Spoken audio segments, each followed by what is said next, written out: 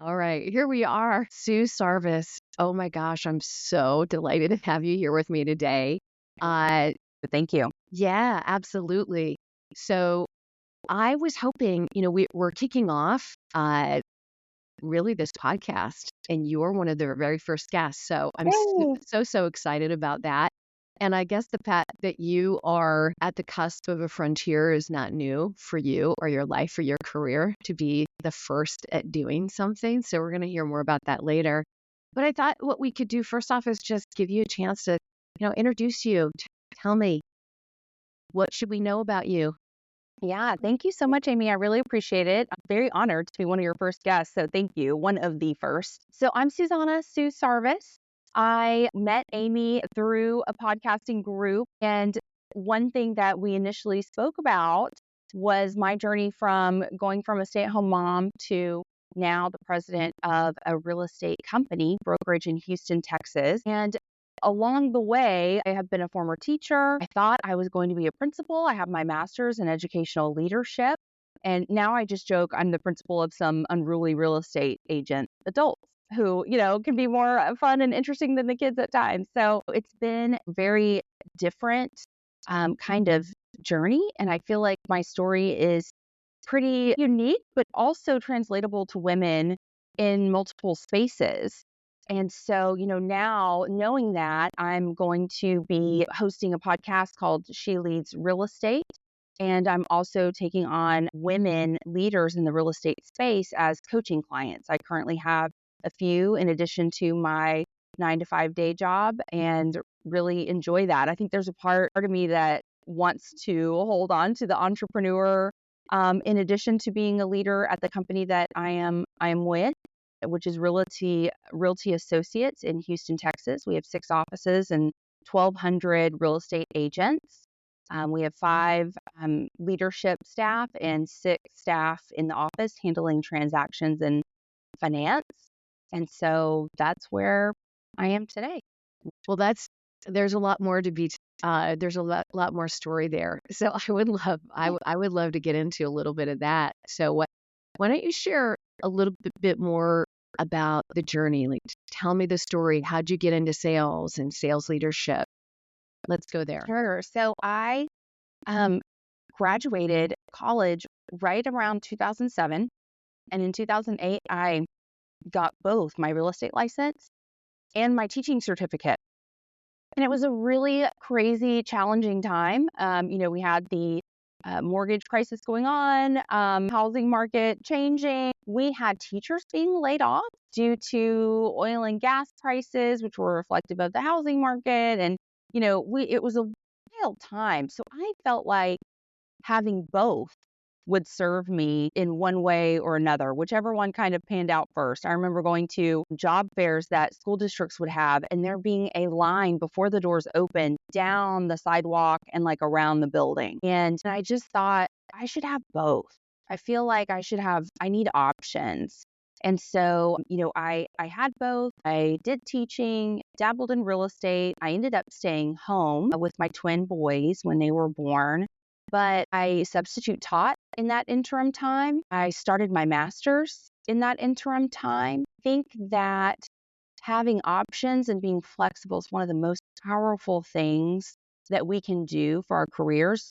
So many women, whether by choice or not, due to layoffs or downsizing or whatever at their companies, end up staying home at some point in their lives. And I think that when that time comes, if that time comes, I think, maintaining your skills, volunteering in some way, taking on extra education, etc., can only help you when you transition back. And you get to control how you can transition back. I remember I went back to teaching mid-year, and I stopped teaching on a Friday when school got out for the year.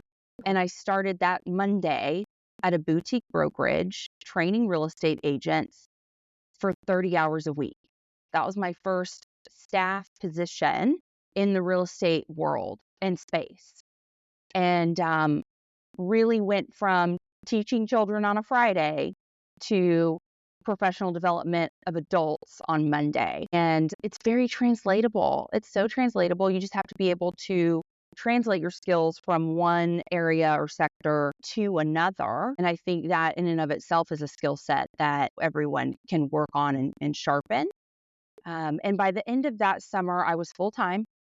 I was wearing 5 or 6 different hats, which I loved. I learned so much at that first brokerage opportunity because it was small, it was a startup. Everyone was doing multiple jobs. It was great. I actually got to start a listing team while I was there as part of my job. So I started a real estate team as part of my position. And then from there, started winning awards. I'm top producer at the company because I was going on all those listing appointments, top 20 under 40 for our local association awards. And that really allowed me to get the sales manager job at one of the top luxury firms in Houston.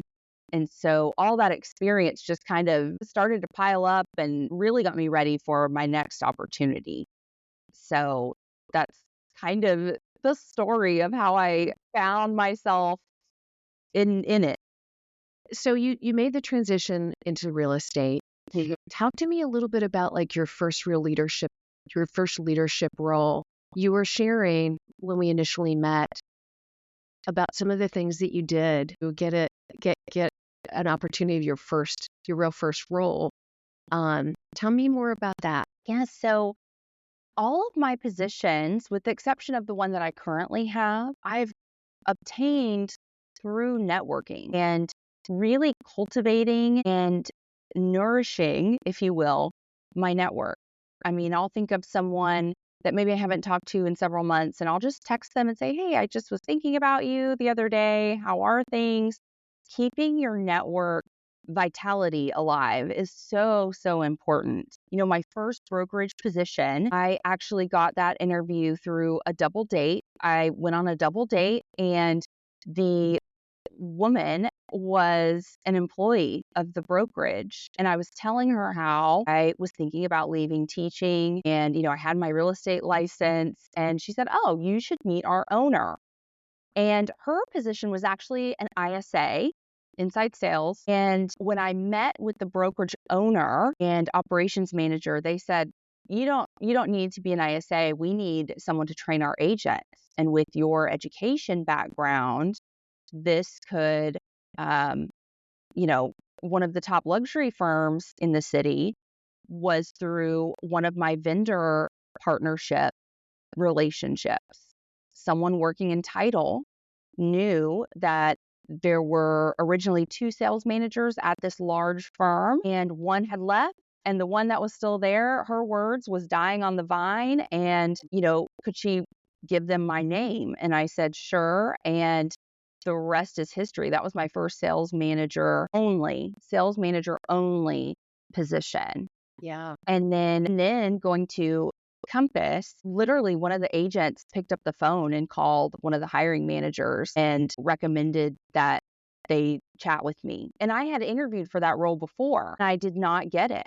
I know who got it, who was fantastic and definitely deserving of it. And so when she called this person, he was like, "I've talked to her before. Yes. Yeah, still interested, still in the market, da da da." And that's how I got to Compass. So, I mean, my network really showed up for me, and I'm willing to do the same for others Yeah. because of it. I got to tell you, I think that was one of the things that I struggled with when I was like really, really in the depths of like the day to day of leadership in sales leadership and the demands of it is making that time to get your head out of your own work, if you will, and Mhm. and like look around a little bit and see what else is going on and make those connections with people and sustain them and nurture them. How'd you find time to do that? I'm a very busy person. I like to be busy. I mean, sometimes my plate is too full, but I've always been like that, kind of blowing and going. And I feel like every day I have to eat lunch, and every day Mhm. I'm going to have coffee, whether it is at home or is grabbing Starbucks with someone on the way in, Yeah. right? I mean, we all have to eat. We all need some kind of coffee or something in the morning. I actually have a very good girlfriend who used to work at HAR, the Houston Association of Realtors. Mm-hmm.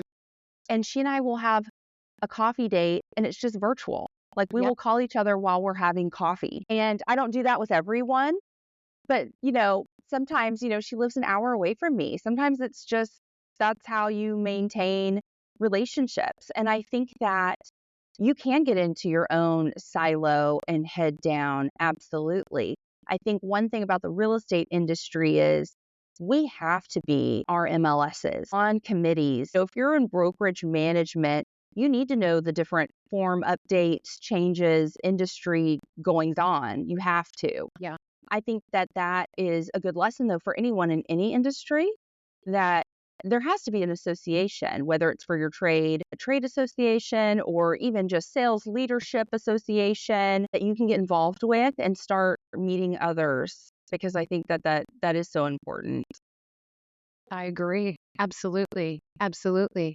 Let's talk a little bit about maybe some of the leaders that influenced you earlier in your career. Specifically, if there were any, female leaders that you had in your life and in your career. I'd love to hear you share a little bit about that.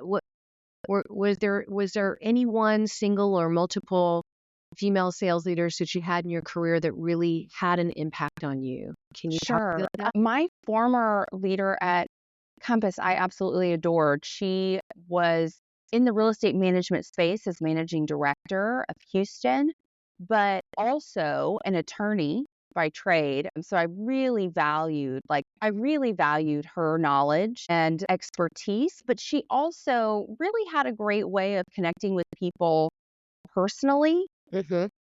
caring about the whole leader, sales leader, or employee or agent, both professionally and personally. And I really, really valued that. Yeah, tell me more. Tell me more about how did she do that for you on the personal level? Is as simple as asking how everyone's day is, or, if someone's getting back from vacation, starting with the meeting of asking how everyone is. Or, hey, you just got back from vacation. How was it? Tell us how it was. It's that simple that you actually care about people. And I feel like that's something that I really brought to my workplaces, my offices as a sales leader. And so to have that from managing director to the sales leadership team was very refreshing, was very nice. I think one of the most challenging things that all of us face as leaders is, it never ends. The job never ends. There's never a one and done. Every month, every quarter, every year, we used to joke, it's time to make the donut. Talk to me a little bit about, how do you keep yourself, energized and motivated to do it over and over again every day? I think one thing, that I feel like we talk about more and more lately is really self-care and taking the time to recharge, taking our vacations. No one can just work 24/7 and be a workhorse and be complete as a person or as a sales leader without taking the time for themselves. I feel like that's super important. I always take vacation. I mean, that sounds silly to say, but I take at least two vacations a year, always. And I, take care to move my body and have time to rest and recharge. And I think that's important for our salespeople as well as for us as leaders. And then the second thing is I love to read. So I think staying abreast of whether it's news articles or publications, but actual real books, Yeah. Audible is okay, but really getting new ideas and new ideas for events, ideas for, sales challenges, etc. from the things that you read and learn and take from others and make your own. I think that that's one way to keep things kind of fresh and, remotivate yourself, remotivate others, staying on top of that. So I'd love to shift gears a little bit and kind of go into, you've been a sales leader for how many years now, Sue? Almost 9, 9 years. Okay. 9 in the industry since 2008, though. Yeah. Yeah. So 9 years, what have you noticed that's changed? I think that it was important before just being in sales and being able to connect with people. But I think that since the pandemic, people have this genuine need to connect. Mm, And so the EQ, the emotional quotient, and connecting and bringing your full authentic self, I think has just been even that much more important since the pandemic. yeah.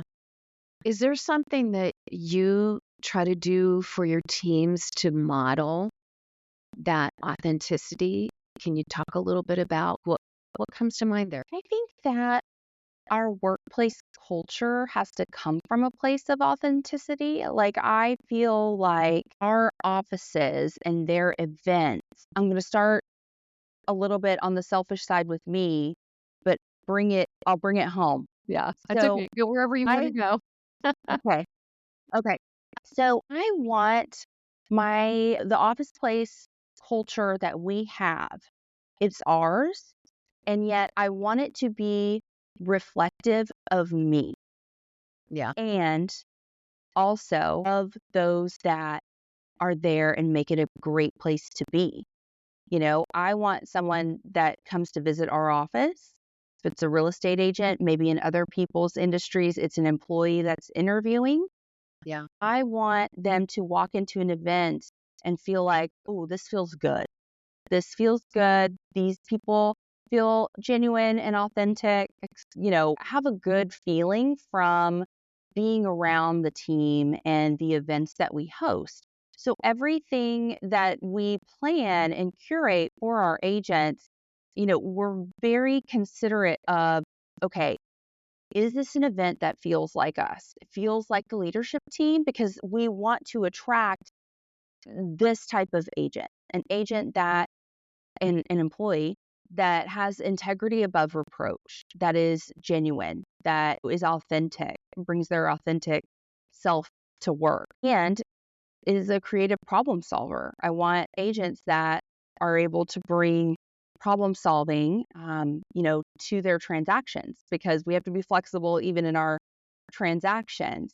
So I don't want to have events or trainings to just have trainings and events to check the box. I don't want that. What do our agents need? If we don't know, let's send them a survey or Mm, ask in our that is our a novel idea, asking them. oh yeah. Yeah. Yes. I mean, make a poll. Do it, in your Slack channel or private Facebook group, wherever. What are you guys hearing that maybe we need to talk through or that you could use more dialogue on or that you need a pitch for? What do you need right now in your business that you feel like would help you? So I'm a big believer, and I tell all of our office staff this, all of our office managers this. I would like to see, and I'm open to other suggestions, like bring it to me. I want to see one social event a month that is purely social.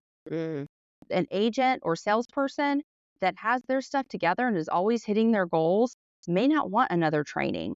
They want to come, be around, be amongst the people, be with the staff, have a good time, whatever that is. I want to see one social event a month and I want to see one knowledge event a month, whether it's for CE, continuing education, or it's just like for fun knowledge. YouTube, how to use YouTube, Google My Business page. Those kind of events, trainings are usually not CE, but they're still useful. yeah. So one social event a month, one knowledge event a month. That is what I would like to see in your offices. So, it's up to you. You know your agents better than I do. You can bring in whatever vendor partner like, and trust. But on the calendar, that's what I would like to see. And then in addition, we started doing Welcome to Realty Associates breakfast once a month. And the idea is anyone that has joined in the last 3 months is invited to the breakfast. They're told about it, when the next ones are, when they join, and then they're reminded by our staff. And it's an opportunity for them to come out, see a different office because it's held at a different office each month. Okay. It's held at a different office each month. And so there's different staff at each office. So, they could come to all 3 months in a row if they would like. They'll meet the different staff. They'll see the different offices because we have 6. And then afterwards they can stay and we have a mock closing presentation. And so that's something that I implemented when I arrived of, they onboard and then what?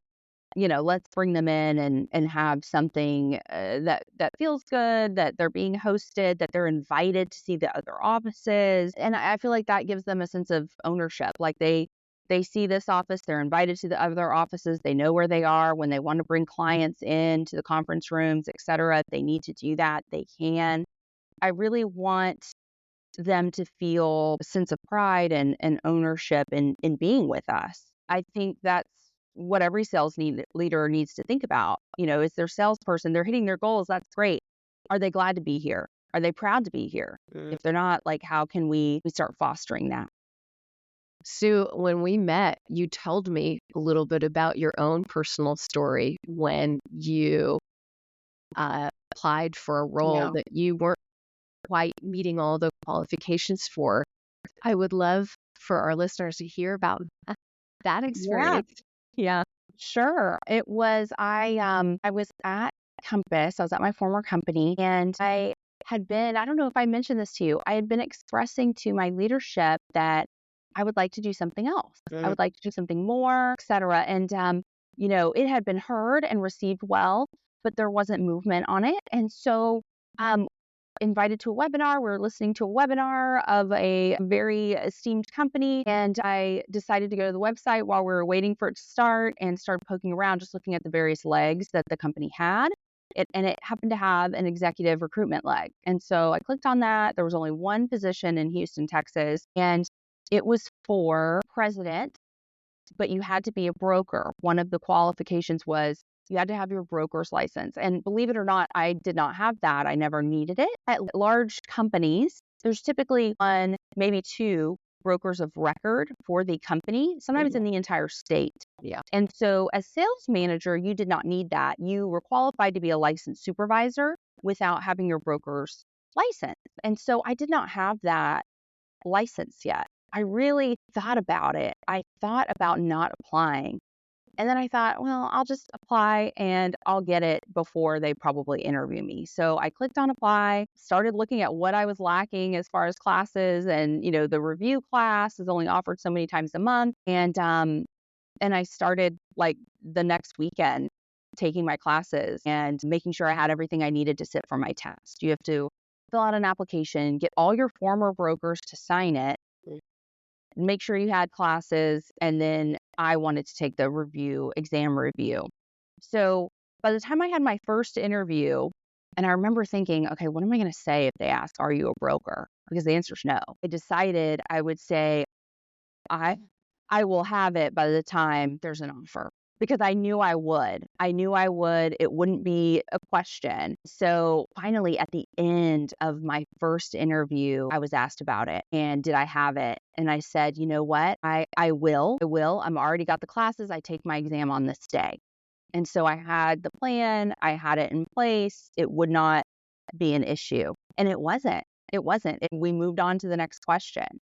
And so I took it one morning at like 7 a.m., my exam. And that same day, I was going to meet with the CEO and the HR director. And so I was able to walk into brunch or lunch, whatever it was, and say, oh, hey, by the way, I passed my broker exam and I'll have it in the next week by the time it goes to the state and comes back.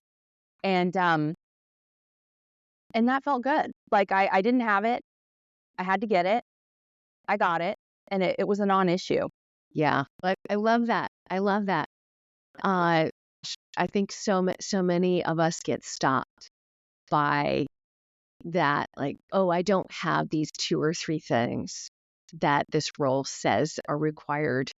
And I mean, there's data around that where, Right. but I love the courage that you had to just say, to hell with it. I'm going to go make this happen, and I'm not going to let it slow me down. That's brilliant. Right. Um, Thank you. yeah. Well, Sue Sarvis, I am so, Thank you. so excited that you were able to join us today. And I want to thank you for your time and for sharing your journey with the listeners for the Women in Sales Leadership podcast. I know you're up to a lot of good things too, and what's coming next for you, in addition to the work that the full-time job that you have already today and the big leadership job that you have today. Would you like to share with the listeners just quickly a little bit about if they are interested in finding you, where they would want to go to get connected Yeah. and learn about the things that you are offering for individuals who are interested in working with you? Sure. Thank you. Yeah, you can find me on LinkedIn, but also susarviscoaching.com. And she leads real estate podcast, which I really started because I feel like there aren't as many women coaches in the real estate space as there could be or should be. It's a women dominated industry, and yet the main names that come to mind of coaches are all men. And I really would like to change that. And I really would like my podcast to be a place that's brand agnostic and interview women from various brokerages, not just my own. And I think that that's so important because it allows us to hear different perspectives that we might not hear if our own brokerage brand has a podcast, but they only interview agents or leadership from that brand. It's a very narrow focus and lens. And so my goal is to have a very brand agnostic podcast where women can learn from the best of the best, no matter the brand, and that's okay, that's encouraged. Ooh, that's So thank exciting. you. That's so Yeah. exciting. Awesome. Thank you for sharing that. Well, I'll close this up and we'll look forward to hearing more about what comes next to you. Thank you, Amy. Thanks for having me.